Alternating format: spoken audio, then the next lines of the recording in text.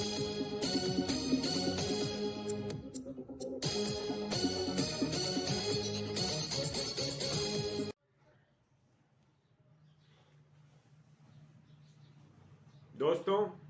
मैं विश्व भारती से लोकेश व्यास। आवाज की दुनिया के दोस्तों, नमस्ते। दोस्तों, कभी कभी कुछ बात सुन करके, देख करके मन अचानक खिन्न हो उठता है। ऐसी एक स्टेटमेंट कल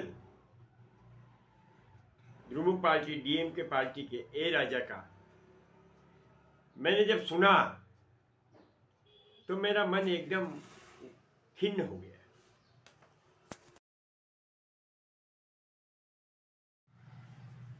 ए राजा डीएमके पार्टी के सांसद हैं और काफी पुराने नेता भी हैं।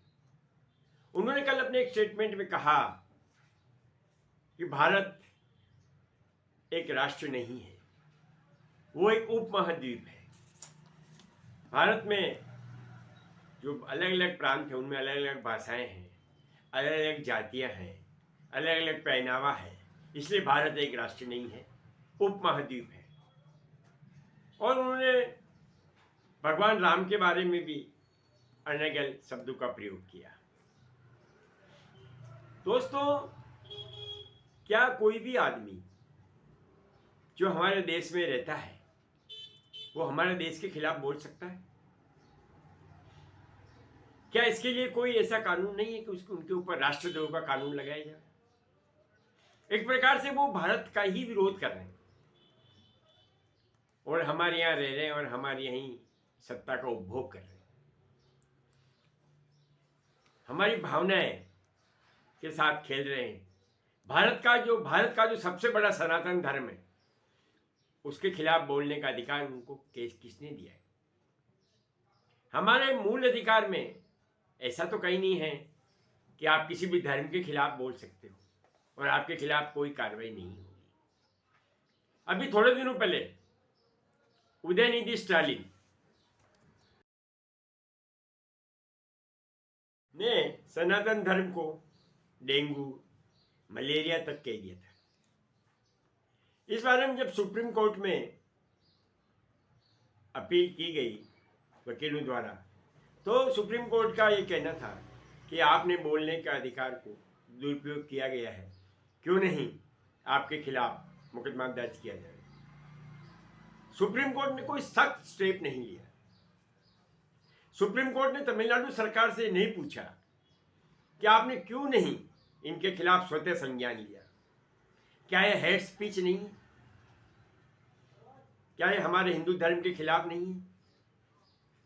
तो स्वतः संज्ञान अगर हमारे देश में ही कोई आदमी हिंदुस्तान के धर्म के खिलाफ, सनातन धर्म के खिलाफ बोलेगा और उसके खिलाफ हम कोई सख्त कदम नहीं उठाएंगे, तो फिर ऐसा कौन सा देश है जो सख्त कदम उठाएगा? दोस्तों, हमारे देश में सनातन धर्म की बड़ी बड़ी संस्थाएं हैं, विश्व हिंदू परिषद है, बड़े बड़े एडवोकेट हैं। वो क्यों नहीं सख्त कदम उठाने के लिए सुप्रीम कोर्ट में इनके खिलाफ मुकदमा दायर करते?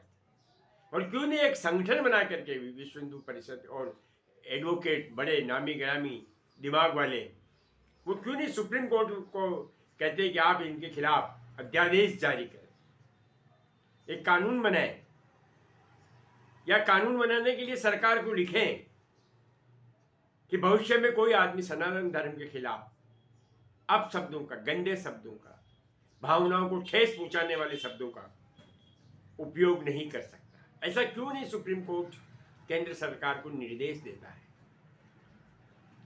दोस्तों, आपको ये आश्चर्य होगा कि हमारे देश में भी हिंदुओं के खिलाफ कोई भी बोलता है तो सुप्रीम कोर्ट भी उनके बारे में कोई सख्त स्टेप नहीं लेता है, जबकि अन्य धर्म के बारे में कोई भी आदमी जाता है तो तुरंत प्रभाव से सुप्रीम कोर्ट स्टेप ले लेता है, तुरंत प्रभाव से उनकी सुनवाई होती है। कपिल सिब्बल हो गए और अपने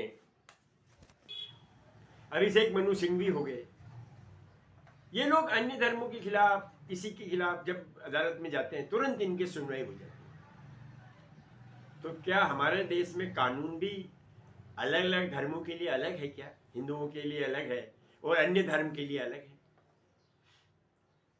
दोस्तों, मेरी निवेदन है सुप्रीम कोर्ट से कि उनको अपनी छवि के बारे में विचार करना चाहिए, क्योंकि जब हमारा भरोसा टूट जाएगा तो इसके लिए कौन जिम्मेदार होंगे?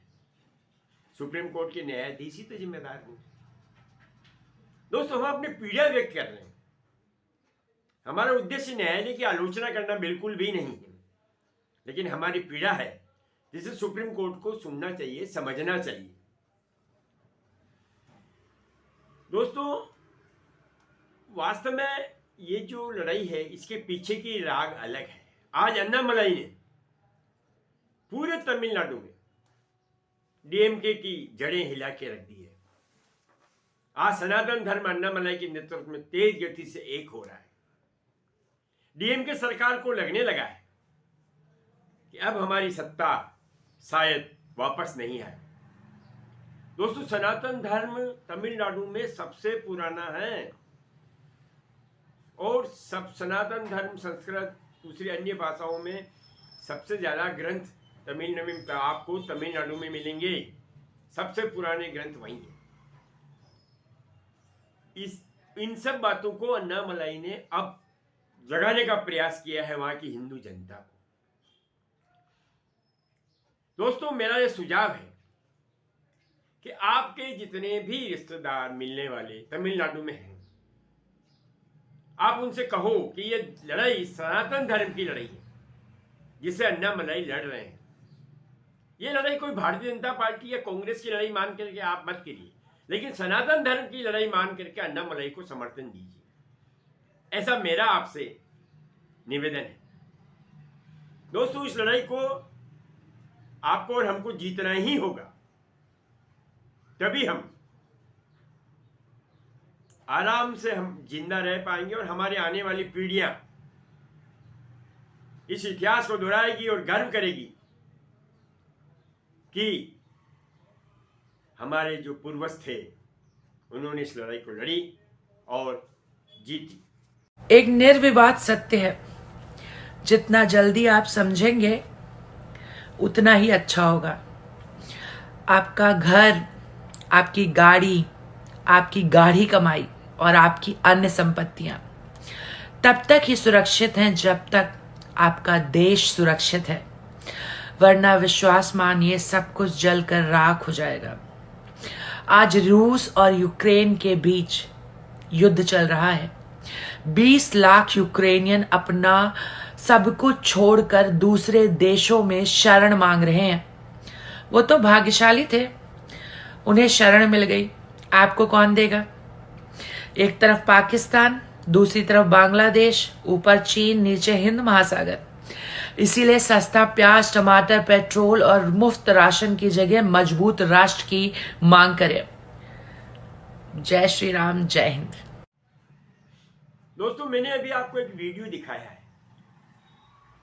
ये वीडियो इस सच्चाई को बता रहा है कि अगर हम नहीं संभले, छोटी छोटी बातों पे हम लोग बट गए,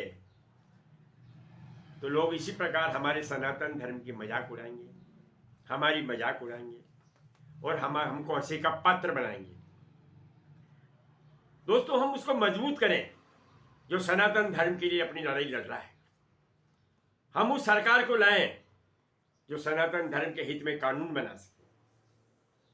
हम उस पूरी पार्टी को अपना समर्थन देवें जो सनातन धर्म के समर्थन में मजबूती से खड़ा हो जाए, कानून बनाए, आवश्यक हो तो संविधान में संशोधन करें कि सनातन धर्म के खिलाफ जो भी बोलेगा उसको कड़ी से कड़ी सजा का प्रावधान लाए। दोस्तों, बोलने का अधिकार संविधान में दिया है, लेकिन इसका दुरुपयोग करने का अधिकार तो किसी संविधान में नहीं लिखा है। मुझे बहुत पीड़ा होती है। अभी थोड़े दिनों पहले स्वामी प्रसाद मौर्य ने इसी बात का फायदा उठाते हुए रामचरितमानस की आलोचना की। थोड़े दिनों पहले बिहार के एक मंत्री ने भी इसी प्रकार रामचरितमानस के बारे में अनर्गल प्रलाप किया था। दोस्तों, हमें दिखाना है कि अब वक्त बदल गया है। अब हम सनातन धर्म की बुराई को नहीं सहेंगे और मैं तो कहता हूं अब आप और हम सब मिल करके एक अभियान चलाएं कि जो भी सनातन धर्म की बुराई करेगा हम उसके खिलाफ मजबूती से खड़े होंगे, आंदोलन करेंगे, ताकि पब्लिक पावर को देश की पार्टियां भी देखें और कोर्ट भी देखें। दोस्तों, पब्लिक पावर को सब मानते हैं, इसमें कोई किसी तरह का संशय नहीं है। आप और हम सब एक होंगे तो चाहे सुप्रीम कोर्ट हो, चाहे हाई कोर्ट हो, चाहे कोई भी पार्टी हो, वो सब हमारे साथ खड़ी हो जाएगी। पब्लिक पावर सबसे बड़ी पावर होती है, कानून भी उसके साथ होता है। क्योंकि हम न्याय की लड़ाई लड़ रहे हैं, हम अन्याय की लड़ाई नहीं लड़ रहे, हम किसी के हितों का हित नहीं पहुंचा रहे। ये लड़ाई है हमारे सनातन धर्म के लिए। आशा है आप मेरी बात को अवश्य समझेंगे और इसे फॉलो भी करेंगे। दोस्तों, आज के वीडियो में मैं इतनी ही बात कह करके अपनी वाणी को विराम देता हूँ और आपसे गुजारिश करता हूँ कि आप इस वीडियो को शेयर करें, लाइक करें, बस सब्सक्राइब अवश्य करें। धन्यवाद। जय श्री राम।